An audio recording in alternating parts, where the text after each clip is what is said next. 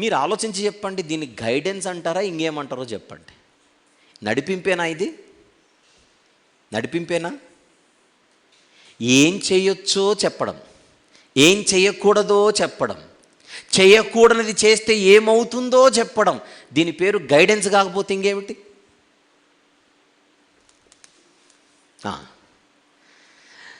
మొదటి మానవుడికి గైడెన్స్ ఇచ్చిన గైడ్ ఎవరో అని అడుగుతున్నా నేను. మీరు నేను అడగడానికి 100 మంది ఉన్నారు మనకు. వాళ్ళని అడుగుదాం, వీళ్ళని అడుగుదాం, వాళ్ళని అడుగుదాం, సలహాలు అడుగుతాం, బాగానే ఉంది. అసలు ఆదాము గారు ఎవరినైనా ఒకవేళ గైడెన్స్ అడగాల్సి వస్తే ఆదాము గారికి దిక్కెవరని అడుగుతున్నాను. ఎవరిని అడుగుదామా అనేటువంటి ప్రశ్నే నీకు తలెత్తకుండా నువ్వు జీవితంలో ఏం చెయ్యవచ్చో నేనే చెబుతాను, ఏం చెయ్యకూడదో నేనే చెబుతాను. నేను చెప్పినట్టు చేస్తే నువ్వు క్షేమంగా ఉంటావు, నేను చెప్పినట్టు చెయ్యకూడనివి కనుక నువ్వు చేసేస్తే నీకేం జరుగుతుందో నీకు ముందే చెబుతున్నాను. జీవితంలో నీకు ఏది క్షేమకరమైనది, ఏది క్షేమకరమైనది కాదు, అది నేను చెబుతా. నిన్ను పుట్టించినోడినే నేనుగా. మంచి ఏంటి చెడేంటి నేను నేర్పిస్తా నీకు. మంచి ఏంటి చెడేంటి నేను చెబుతా నీకు. నా దగ్గరికి రా, నా మాటలు విను, ఆ మాటల ప్రకారంగా ఫాలోగా.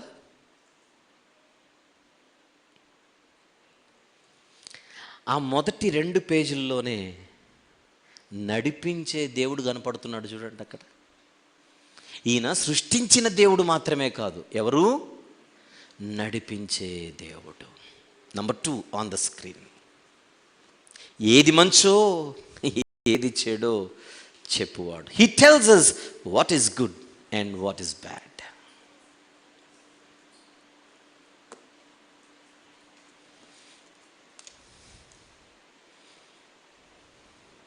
ఎక్స్క్యూజ్ మీ, ఏదో ప్రసంగం వింటున్నామని అనుకోకండి. మీరు రాసుకోవాలని చూపిస్తున్నానే కానీ ఇదేదో క్లాస్ ఏం కాదు. మన జీవితాలకు అవసరమైన మాటలు ఇవి. నేను అందుకే ప్రారంభంలోనే చెప్పాను, ఇవి మర్చిపోకండి దయచేసి. మనం ఎక్కడ ఫెయిల్ అవుతున్నామో గమనిద్దాము రండి అని ఆహ్వానం పలికి ఈ సందేశాన్ని నేను ప్రారంభించాను. పుట్టుకొచ్చిందే ఆయన ఇచ్చాడు గనుక, ఆ పుట్టుకనిచ్చిన వాడు అంటున్నాడు, నీ జీవితానికి నేనే క్షేమకరమైన నడిపింపునిచ్చేవాడును. Mine is the best guidance. పోనీ మనమే నిజాయితీగా ఆలోచిద్దాం, ఆయన కంటే బెటర్ గైడెన్స్ జీవితంలో మనకు ఎవరైనా ఇవ్వగలరా? థింక్. ఇండివిజువల్గా నేను అడగట్లా, అసలు మన జాతి గురించే నేను మాట్లాడుతున్నా. మానవ జాతి ఎక్కడ దారి తప్పింది అని అడుగుతున్నాను. ఎక్కడ దారి తప్పింది? ఆయన వదులుకోవడం. ఆయన వదులుకోవడం. మాకు మేముగా బతికేస్తాం, మాకు మేముగా ఆలోచిస్తాం, మాకు మేముగా అడుగులు ముందుకేస్తాం. మాకు ఏది అవసరమో ఏది అవసరం లేదో, ఏది క్షేమమో ఏది క్షేమం కాదో అది మాకు తెలుసు.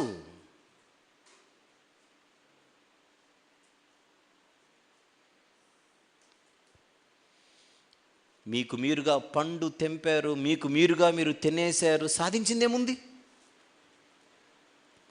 సొంత జ్ఞానంపై ఆధారపడిన మొదటి కుటుంబం ఎలా వారు మట్టి కరిపించారో, లేదా ఎలా వాళ్ళు ఓటమిని చవి చూశారో, శ్రమల పాలయ్యారో మనకు తెలుసు. పక్క అధ్యాయం చూస్తే ఇది గమనిద్దామని నేను పిలుపునిస్తున్నాను దయచేసి. వాళ్ళే కాదు, ఎగ్జాంపుల్గా నా పిల్లలు కూర్చోవాలి, తిరగకూడదు ఇక. మీరు కూర్చొని కూర్చొని కూర్చొని ఎక్కడ తిరగకండి. అసలు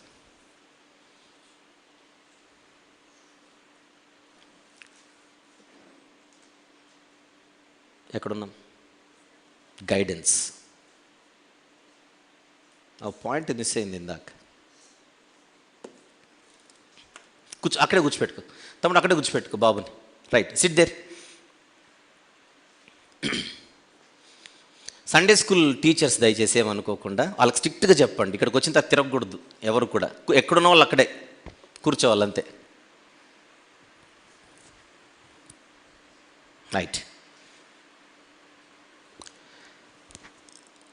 తమకు తాముగా ఆలోచించడం, మన జీవితాల గురించి మనం ఆలోచించడం ఎప్పుడైతే మానవ జాతి మొదలుపెట్టిందో అక్కడ మన జాతి మనమే ఎక్కువగా నష్టాన్ని కొని తెచ్చుకున్నాం. ఇది మనం గుర్తించాలంటున్నాను. ఇది గుర్తిద్దాం. చేతులారా దేవునిని దూరము చేసుకున్న దౌర్భాగ్యపు జాతి అని మన గురించి మనం మాట్లాడుకోవడంలో తప్పేమి లేదు. మనకి ఏది మంచి ఏది చెడు ఎంత బాగా చెబుతున్నాడు దేవుడు. బడులు లేవు, కాలేజీలు లేవు, యూనివర్సిటీలు లేవు, కోచింగ్ సెంటర్లు లేవు, పుస్తకాలు లేవు. ఈరోజు ఎన్నో ఉన్నాయి, ఆ రోజుల్లో ఏమీ లేవు. కానీ దేవుడు, నీకు నేనున్నాను నాయన, I am the best option for you. ఏది మంచో ఏది చెడో నేను చెబుతాను. అబ్బా, అసలు ఇంక మనము సందేహించాల్సిన అవసరమే లేదు. ఇక్కడ మనం ఎవరైనా మనిషి చెప్పాడు అనుకోండి, నిజంగా ఇది చేస్తే అది జరుగుతుందా అని అడుగుతాం. అలా జరుగుతుందా, ఇంతకు ఇది నమ్మొచ్చా, ఇది గ్యారంటీ ఉందా, పక్కానా అని అడుగుతాం మనం. ఇక్కడ అడగాల్సిన అవసరం లేదు. ఆయన ఒకటి చెబితే దిస్ ఈజ్ రైట్ అంటే అది అంతే రైట్ అంతే, దిస్ ఈజ్ రాంగ్ అంటే అంతే అది రాంగ్ అంతే.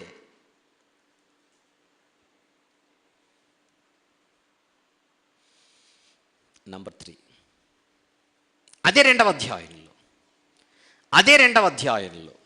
19వ వచనము చూద్దాం. ఆదికాండము 2:19. దేవుడైన యెహోవా ప్రతి భూజంతువును ప్రతి పక్షిని నేల నుండి నిర్మించి, నెక్స్ట్ మాట, ఆదాము వాటికి ఏ పేరు పెట్టునో చూచుటకు, అండర్లైన్ చేయండి, ఆదాము వాటికి ఏ పేరు పెట్టునో చూచుటకు అతని యొద్దకు వాటిని రప్పించాను. ఇక్కడ పాయింట్ ఏంటంటే, పుట్టించిన ఆయన పేర్లు పెట్టుకోలేడు, పక్షులకు పేర్లు దేవుడు పెట్టుకోలేడు, ఆకాశానికి పేరు పెట్టిన ఆయన, భూమికి పేరు పెట్టిన ఆయన, సముద్రాలకు పేరు పెట్టిన ఆయన, పక్షులకు జంతువులకు పేర్లు పెట్టుకోలేడా? కానీ ఆ పేర్లు పెట్టే పనిని నరునికి అప్పగించాడు. పని అప్పగించాడు. అంతకుముందు కూడా పని అప్పగించాడు. సేద్యపరుచు తోటను, కాయు తోటను, వర్క్. నువ్వు పనిలో ఉండాలి అని మనిషికి పనిని అప్పగించి, ఇక్కడ ఆ పనిని చూచుటకు అనే పదం ఉంది చూడండి 19వ వచనంలో. ఆదాము వాటికి ఏ పేర్లు పెట్టునో చూచుటకు అతని యొద్దకు వాటిని రప్పించాను. చూచుటకు. ఏంటి చూచుటకు? సేద్యపరచమన్నాడు, కాయమన్నాడు, పేర్లు పెట్టమన్నాడు. ఇదంతా వర్క్. పని అప్పగించిన దేవుడు మనిషిని అలా వదిలేయకుండా ఆ పనిని ఆయన పర్యవేక్షిస్తున్నాడు. పుట్టుకనిచ్చాడు, మంచేంటో చెడేంటో ఆయనే చెప్పాడు, తర్వాత పని ఆయనే ఇచ్చాడు, ఆ పనిని ఆయనే పర్యవేక్షిస్తున్నాడు. ఆన్ ద స్క్రీన్ నంబర్ 3, మన పనులను పర్యవేక్షించువాడు. He oversees our works. ఎంత బాగున్నాడు దేవుడు.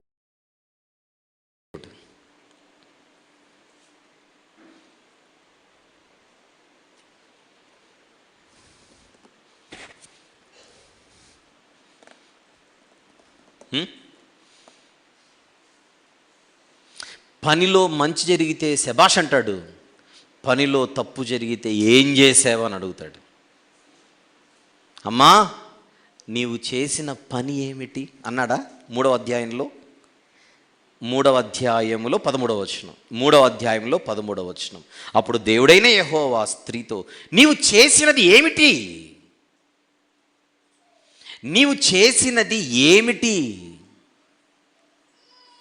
4వ అధ్యాయం 10వ వచనం.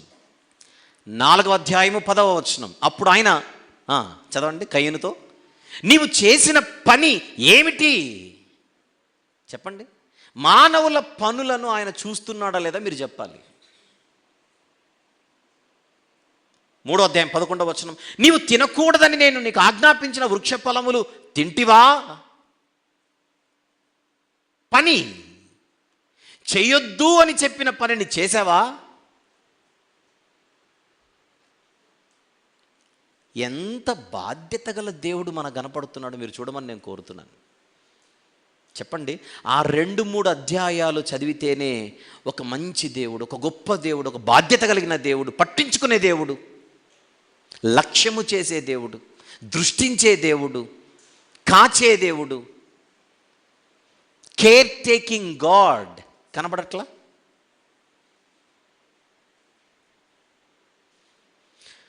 పుట్టించాడు, మంచి ఏంటో చెడేంటో ఆయనే చెప్పాడు, అప్పగించాడు.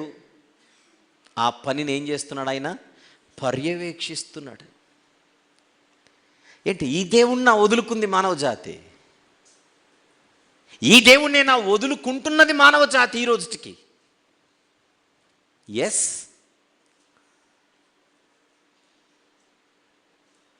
మనందరం విఫలులమేనా అంటే విఫలులమే. ఎందుకు? ఆయన వదిలేసి బతుకుతాడు, ఆయన వదిలేసి బ్రతికే ఒక జీవితాలు కలిగి ఉండడం. అప్పుడప్పుడు మనం ఉద్యోగాలు కోల్పోతుంటాం. ఉద్యోగం పోయింది, డబ్బులు పోతుంటాయి, అప్పుడప్పుడు పడేసుకుంటూ ఉంటాం. డబ్బులు పోయాయి, బంగారం పోయింది, ఉద్యోగం పోయింది, ఆస్తులు కోల్పోతాం, ఆస్తులు పోయాయి, పదవులు పోయాయి. ఇవన్నీ పోతే బాధే. పదవులు పోతే బాధ, ఆస్తి పోతే బాధ, బంగారం పోతే బాధ, డబ్బు పోతే బాధ, ఉద్యోగం పోతే బాధ, వ్యాపారం పోతే బాధ, వ్యక్తులు దూరం అయితే బాధ. పుట్టించిన ఆయనే మనకు దూరం అవుతున్నాడుగా. పుట్టించిన ఆయన్ని వదులుకొని, పోగొట్టుకొని, ఆయనకు దూరమై, ఆయన లేకుండా మనం బతుకుతూ ఎందుకు అసలు ఈ బాధే లేకోకుండా బతికేస్తున్నాం? ఎంత బాగుంది ఆ గైడెన్స్ చూడండి ఒక్కసారి. ఆ గైడెన్స్ని మనం మిస్ అవుతున్నాం అంటున్నా. ఆదాము గారికి నడిపింపు ఉందా జీవితంలో? ఎస్. హవ్వమ్మ గారికి నడిపింపు ఉందా జీవితంలో? ఎస్. ఎవరి నడిపింపు అది? దైవిక నడిపింపు. అది ఎంత బాగుంది. ఎందుకంటే అంతకంటే ఎక్కువ కేర్ ఎవరు తీసుకోలేరు.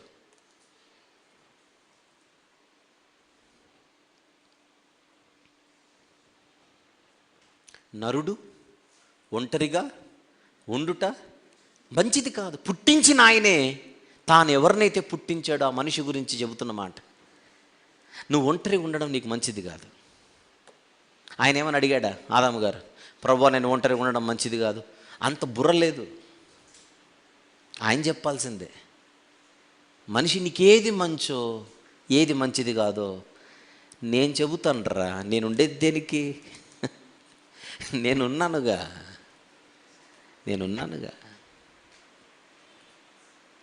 తండ్రులు చాలామంది ఉన్నారు ఇక్కడ, తల్లులు ఉన్నారు. మీరు మీ పిల్లల్ని నాతో పాటు మన పిల్లల్ని చదివించేటప్పుడు వాడు ఎంతో 3వ తరగతో 4వ తరగతో చదువుతుంటాడు. ఆడు ఇంటికి వచ్చి తలకాయ పట్టుకొని కూర్చున్నాడు అనుకోండి. ఏమైందిరా నీకు అంటే, ఫీజు కట్టాలా డాడీ, ఎలా కట్టాలో అర్థం కావట్లేదు అంటే, నీకేమైనా బుద్ధి ఉందా? నీకు అసలు బుద్ధి ఉందా, బుర్ర ఉందా? ఫీజు కట్టాలన్న ఆలోచన నువ్వెందుకు చేస్తున్నావు కదా? నువ్వెందుకు చేస్తున్నావురా? నీ పని ఏంటి? చదవడం.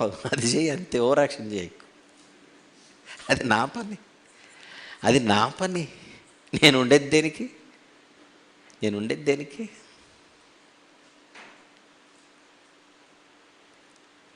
యూనిఫామ్ ఎలా కొనుక్కోవాలి, షూస్ ఎలా కొనుక్కోవాలి, బెల్ట్ ఎలా కొనుక్కోవాలి, బుక్స్ ఎలా కొనుక్కోవాలి, బ్యాగ్ ఎలా కొనుక్కోవాలి, ఫీజు ఎలా కొనుక్కోవాలి, ఇది నీ పని కాదు కదా. నేనుండగా ఇవన్నీ నువ్వు ఆలోచిస్తున్నావనంటే నువ్వు హద్దు మీరు ఆలోచిస్తున్నట్టే. ఎక్స్ట్రా అంటారు, అది ఓవర్ అనమాట. వయసుకు మించి ఎక్కువ ఆలోచించడం అది. ఈ పండు తింటే బాగుంటుందేమో అంటే ఫీజు ఎలా కడతారని ఆలోచించినట్టే ఉంది ఇది. ఆయన చెప్పాడు కదా వద్దని, చెప్పాడా? వద్దు వద్దు, ఆ పండు వద్దు అన్నాడు. మరి మీరేంటి మీది ఇష్టానుసారంగా డెసిషన్ తీసుకుంటున్నారు? మన డాడీని అడుగుదాం, ఆదాము గారిని. అసలు మమ్మీ ముఖం నువ్వు చూసిందే ఆయన ఇచ్చాడు కనుక, మమ్మీ గారి ముఖం డాడీ ఎప్పుడు చూశాడు? దేవుడిచ్చాడు కనుక. మమ్మీ వచ్చి చెప్పగానే ఆయన మర్చిపోయాడు ఈయన. ఎంత అన్యాయం ఇది. నరుడు ఒంటరిగా ఉండుట మంచిది కాదు, అది ఆయన డెసిషన్. నీకు పెళ్లి చేయాలి, పెళ్ళి అనే ఒక వ్యవస్థను మనిషినే కాదు పుట్టించింది, ఈ వివాహం అనే వ్యవస్థను పుట్టించిందే దేవుడే. ఆ వివాహ వ్యవస్థలోనికి నిన్ను ప్రవేశింపజేసిందే దేవుడే. మనకంటూ ఈ కుటుంబ వ్యవస్థను ఇచ్చిందే దేవుడే. పుట్టుకను మాత్రమే ఇచ్చాడా? ఫ్యామిలీని కూడా ఇచ్చాడా? చెప్పండి. ఫ్యామిలీని కూడా ఇచ్చాడు. దేవుడు అనుకుంటే ఆకాశాన్ని అలా చీల్చి మనల్ని అలా తోసేయలేడు. ఏ అడవిలోనో ఏ సముద్రంలో పడేవాళ్ళం మనం. అలా ఒక వ్యవస్థను ఏర్పాటు చేసి ఆ వ్యవస్థలోనికి మనల్ని ప్రవేశింపజేశాడు. That is family. పుట్టగానే మన కళ్ళు తెరవగానే ఫ్యామిలీ కనపడింది మనకు. కళ్ళు అలా తెరవగానే కుటుంబం కనపడింది మనకు. ఒక్కొక్కడిని ఇండివిజువల్గా చేసిండొచ్చు కదా దేవుడు. అలా చేయలా. బంధం. ఆమె నీకు అమ్మ అవుతుంది, ఈయన నీకు నాన్న అవుతాడు. ఆవిడ అమ్మమ్మ అవుతుంది, ఈవిడ నాన్నమ్మ అవుతుంది. ఆయన తాతయ్య అవుతాడు.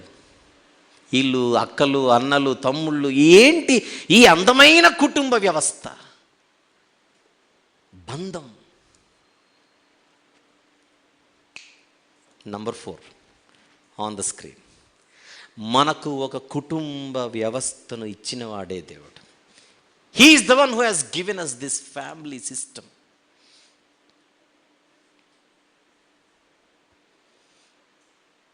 నరుడు ఒంటరిగా ఉండుట మంచిది కాదని ఆదాము గారిని పెళ్ళి వేసుకోకూడదు. ఇక్కడ మనల గురించి కూడా, మనల్ని పుట్టడమే ఒంటరిగా మనమేం పుట్టలా, ఒక కుటుంబంలోనికి వచ్చాం. ఇప్పుడు మీరు నాకు ఒక కౌంటర్ వేయచ్చు. ఆఖరి క్షణం అని ఒక పాట ఉంది, అందులో అన్నింటిలో నేను చెప్పుకుంటూ వస్తాను, ఇది ఒంటరి యాత్ర, ఒంటరి యాత్ర, ఒంటరి యాత్ర. ఆ కాంటెక్స్ట్ వేరు. నువ్వే చెప్పావు కదా, మనిషి ఒంటరివాడు, ఒంటరి యాత్ర. అన్నదమ్ములు పక్కున్న, తల్లిదండ్రులు ఉన్న, తోబుట్టువులు ఉన్న, అభిమానులు ఉన్న, ఇది ఒంటరి యాత్ర నువ్వే కదరా చెప్పి వచ్చిందని మీరు అనొచ్చు నన్ను. ఆ కాంటెక్స్ట్ వేరు. కానీ ఇక్కడికి వచ్చేసరికి మనం పుట్టుకతోనే ఒక ఫ్యామిలీని చూస్తున్నాం. Yes or no? కుటుంబం బాగుంటుందా? జనరల్గా చెప్పండి. కుటుంబం అంటేనే అందమైన కుటుంబం కదా. అక్కడ అమ్మ, ఇక్కడ నాన్న, ఇక్కడ తోబుట్టువులు. అబ్బాయి ఎంత అందంగా ఉంటుంది ఫ్యామిలీ. అమ్మనే లేకపోతే, నాన్ననే లేకపోతే, తోబుట్టువులు లేకపోతే, రైట్. ద పాయింట్ ఈజ్, దేవుడు మనకు కుటుంబాన్ని ఇచ్చాడు. ఏ కుటుంబాన్ని అయితే ఈరోజు మనం ఎంజాయ్ చేస్తున్నామో, ఫర్ యువర్ కైండ్ ఇన్ఫర్మేషన్, ఆ కుటుంబాన్ని ఇచ్చిందే దేవుడు. మనం అడిగితే ఇవ్వాల. మనం పుట్టకముందు దేవునికి పిటిషన్ పెట్టి, ప్రభువా నేను పుట్టాలనుకుంటున్నాను, నేను పుట్టిన తర్వాత నాకంటే ఒక ఫ్యామిలీ ఉండాలి, నువ్వేం చేస్తావు చూడు, నేను పుట్టగానే మంచి ఫ్యామిలీ ఉండాలి నాకు అని ఎవడు అడగల. That is his decision. మన జీవితం ఎలా ఉండాలో, మన బతుకు ఎలా ఉండాలో, అబ్బో ఈ డిజైనింగ్ అంతెవరిది?